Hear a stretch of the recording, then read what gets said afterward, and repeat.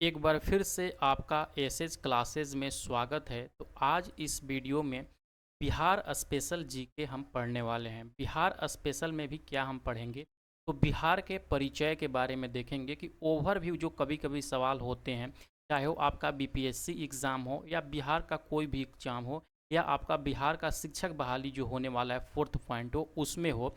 बिहार के जो स्पेशल जो चीज़ें होती हैं, नॉर्मल उसका जो चीज़ें होते हैं, कभी कभी सवाल वहाँ से देखने को मिल जाता है। ठीक है, तो आज हम वीडियो में उसी सब के बारे में यहाँ पे जानेंगे कि आखिर बिहार का ओवरव्यू क्या है। बिहार का परिचय से अगर के कोई भी परीक्षा में सवाल पूछा जाता है तो उसको आपको किस तरीक़ा से सही करना है। ठीक है, तो एक एक चीज़ों को यहाँ पे हम डिस्कस करेंगे और आपको ये वीडियो देखने के बाद बिहार के परिचय के बारे में और कोई भी वीडियो देखने की कभी भी आवश्यकता नहीं होगी, क्योंकि इसमें जो भी चीज़ें हैं बिहार के परिचय से रिलेटेड मैंने सारा कुछ इसमें ऐड कर रखे हैं। ठीक है, तो एक एक पॉइंट को बहुत ही सहूलियत ढंग से हम यहाँ पे स्टार्ट करते हैं।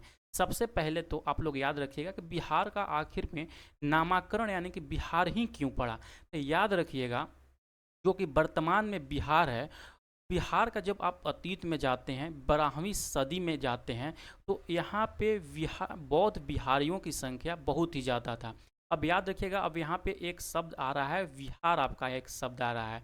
तो जो प्रार्थना स्थल होते हैं बौद्ध के, जो प्रार्थना स्थल होते हैं उसको विहार बोलते हैं। तो 12वीं सदी के अंतर्गत में जो वर्तमान के बिहार भूभाग है उस पे बौद्ध भिक्षुओं की संख्या बहुत ही अधिक थी, बहुत ही बहुलता थी उस समय। इसी के नाम पर इस क्षेत्र का नाम बिहार पड़ा है। आप लोग इसको याद रखिएगा। ठीक है, बिहार का अगर के आपको बौद्ध जो ये चीज़ अभी मैं बताया कि बौद्ध भिक्षुओं की बहुलता के कारण अभी भी इसका नज़ारा देखा जा सकता है। कभी अगर के आप बिहार के गया जिला में जाते हैं तो आप वहाँ से, बौद्ध गया एक स्थल है गया जिला के, आप कभी वहाँ पे जाइए। वहाँ पे अभी भी आपको बहुत सारे चीज़ों, ये गौतम बुद्ध के बारे में देखने को मिलते हैं। तो कभी आपका अगर के परीक्षा केंद्र वहाँ पे पड़ता है तो आप ज़रूर से ज़रूर जाइएगा। उस समय के जो 12वीं सदी के हम बात कर रहे हैं, अभी जाइएगा तो आप भी अभी भी वो चीज़ आप महसूस कीजिएगा। आई होप कि आप बातें इतना समझ गए। बौद्ध अनुयायियों के जो प्रार्थना स्थल होते हैं उनको विहार कहा जाता है, और इनमें जो है बौद्ध भिक्षु ये निवास करते हैं। 12वीं सदी के अंतर्गत में बौद्ध बिहारियों की संख्या बहुत ही ज़्यादा था, बौद्ध भिक्षुओं की संख्या बहुत ही ज़्यादा था। तो समझिए कि बिहार को एक तरह से बौद्ध भिक्षुओं का घर के रूप में माना गया, इसीलिए इसका नामकरण बिहार किया गया। आई होप कि आप बातें समझ गए और कभी भी नहीं भूलिएगा। अब इसका देखते हैं कि आखिर में इसका भौगोलिक स्थिति क्या है। भारत के दृष्टि से अगर के यहाँ पे अगर के आप बिहार को देखिएगा तो बिहार का जो यहाँ पे आपको देखने को मिलेगा स्थिति, ये भारत के उत्तर पूर्व में स्थित है। ठीक है, बिहार जो है भारत के उत्तर पूर्व में स्थित। अगर के इसका अक्षांशीय और देशांतरीय विस्तार देखिएगा तो जो बिहार का अक्षांशीय विस्तार है 27 डिग्री 31 मिनट और 15 सेकेंड उत्तरी अक्षांश की, साथ ही साथ 24 डिग्री 20 मिनट 10 सेकेंड उत्तरी अक्षांश की और इसका इसका अक्षांशीय विस्तार है। अगर के इसको पूरब से पश्चिम की ओर इसका देखिएगा कुल डिस्टेंस कितना है, तो पूरब से पश्चिम की ओर 483 किलोमीटर है। कभी कभी सवाल ये भी पूछा जाता है। वही अगर के उत्तर से दक्षिण की ओर देखिएगा कि इसका जो विस्तार है कितना डिस्टेंस में फैला हुआ है, तो 345 किलोमीटर में ये फैला हुआ है। आप लोग इसको याद रखिएगा। साथ ही साथ देशांतरीय विस्तार देखिए तो इसका 83 डिग्री 19 मिनट 50 सेकेंड ईस्ट में ये पड़ता है। ठीक है, यहाँ पे जो देखिए यहाँ पे ईस्ट, उसके बाद 88 डिग्री 17 मिनट और 40 सेकेंड ये पूर्वी देशांतर की ओर पड़ता है। अगर कि आपको कभी पूछ दे कि जो बिहार है, बिहार का आकृति कैसा है, तो याद रखिएगा जो बिहार का आकृति है वो आयताकार रूप में पड़ता है। तो जो जो चीज़ें मैंने बताएं मोस्ट इंपॉर्टेंट है, आप लोग याद रखिएगा। सवाल में हो सकता है ये सब चीज़ें पूछ दें। अगला पॉइंट में हम जैसे ही आइएगा यहाँ पे और भी बहुत कुछ देखेंगे बिहार के बारे में। देख लेते हैं कि आखिर में बिहार का गठन किस तरीका से हुआ।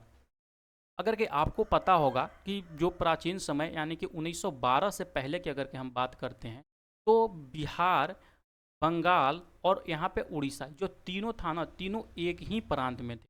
लेकिन क्या होता है 12 दिसंबर 1911 ईस्वी को दिल्ली दरबार का आयोजन होता है, उसके मुख्य आयोजक जो होते हैं, यानी कि मुख्य जो अतिथि होते हैं वो लॉर्ड हार्डिंग ड्यूटी होते हैं, जो कि दिल्ली में ये आयोजन होता है।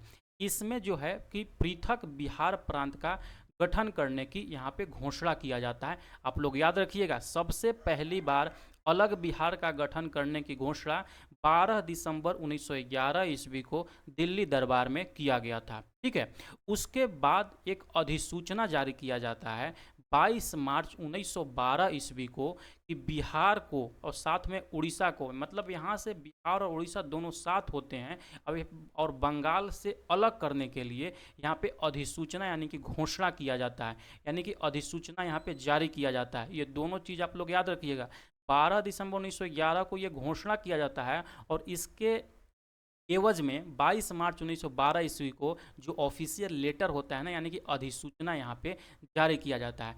इसी तारीख को 22 मार्च को हर साल भारत में, सॉरी बिहार में, बिहार दिवस के रूप में मनाया जाता है 22 मार्च को। आप लोग इसको भी याद रखिए। ठीक है, तो यहाँ तक तो आई होप कि आपको समझ में आ गया है।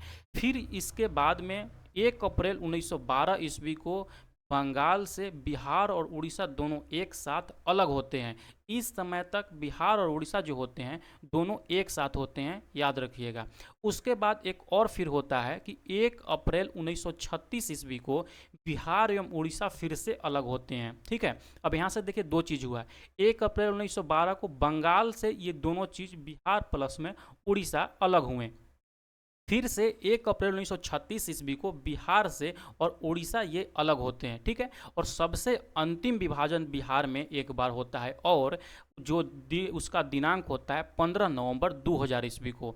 15 नवंबर 2000 को बिहार का फिर से विभाजन होता है और एक नया राज्य झारखंड का निर्माण किया जाता है। ठीक है, और 46% भूभाग के साथ में झारखंड भारत का 28वां राज्य बनता है। आई होप कि आप इतना बातें समझ गए। इसमें से बहुत ही ज़्यादा भर भर के सवाल पूछे जाते हैं, जितने भी मैंने आपको दिनांक बताएं आप उसको अच्छे से याद रखिएगा। ठीक है, उसके बाद चलते हैं कि आखिर में यहाँ पे जो बिहार के बारे में चीज़ें दी गई हैं और भी क्या चीज़ दिए गए हैं। बिहार का जो स्थापना दिवस मनाया जाता है वो 22 मार्च को मनाया जाता है। जैसे कि मैंने बताया, कुल इसका क्षेत्रफल देखिएगा बिहार का तो 94,163 किलोमीटर में ये फैला हुआ है, जैसे कि यहाँ पे मैप में भी ये चीज़ आप लोग देख पा रहे होंगे। इसका कुल जो क्षेत्रफल है भारत के कुल क्षेत्रफल का 2.86% ये घेरे हुए है। और क्षेत्रफल के अनुसार बिहार भारत का 12वां राज्य है, जबकि जनसंख्या में भारत का ये तीसरा सबसे बड़ा राज्य है। ये दोनों आप लोग याद रखिएगा। कुल जो जनसंख्या है भारत का 8.6% जो जनसंख्या है बिहार में निवास करती है। आप लोग याद रखिएगा, बहुत ही इंपॉर्टेंट है।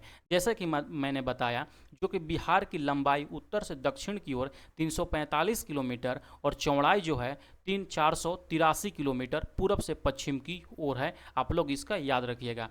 जो समुद्र तल से बिहार की ऊंचाई है वो 53 मीटर है, अगर फीट में देखिएगा तो 173 फीट है। ये जितने भी पॉइंट्स मैंने बता रहे हैं ये बार बार सवाल परीक्षाओं में पूछे जाते हैं। एक बात और याद रखिएगा, जो बिहार में औसत वर्षा होती है वो 112 सेंटीमीटर होती है। ठीक है, तो जो मैंने बात बताएं अच्छे से याद रखिएगा। फिर चलते हैं नेक्स्ट स्लाइड के ऊपर में, तो यहाँ भी देखेंगे कि क्या कुछ आपका इंपॉर्टेंट पॉइंट दिया गया है। प्रशासनिक विभाजन, बिहार में प्रशासन चलाने की दृष्टि से यहाँ पे बहुत सारे जोन में इसको विभाजित किया गया है। सबसे पहले देख लेते हैं टोटल प्रमंडल कितने हैं। बिहार में 9 प्रमंडल है। इसी 9 प्रमंडल के अंतर्गत में 38 जिला समाहित है। जैसे कि प्रमंडल देखिएगा तो यहाँ पे दिया गया है पटना प्रमंडल, तिरहुत, सारण, कोसी, दरभंगा, पूर्णिया, भागलपुर, मुंगेर और यहाँ पे मगध प्रमंडल। ये 9 प्रमंडल हुए आपका, और इसी के अंतर्गत में 38 जिला समाहित है। 38वां जो जिला है बिहार का वो अरवल जिला है, याद रखिएगा। और टोटल बिहार में अनुमंडलों की संख्या 101 है। साथ ही साथ प्रखंड सह अंचल की संख्या 534 है। आप लोग इसको भी याद रखिएगा। पंचायतों की कुल संख्या 8067 है, और निगम के नगर निगम जिसको बोलते हैं, नगर पालिका जिसको बोलते हैं, उसका कुल संख्या 19 है। 19वां नगर निगम सहरसा है। आप लोग इसको याद रखिएगा, जो कि मधुबनी के जस्ट नीचे में सहरसा पड़ता है।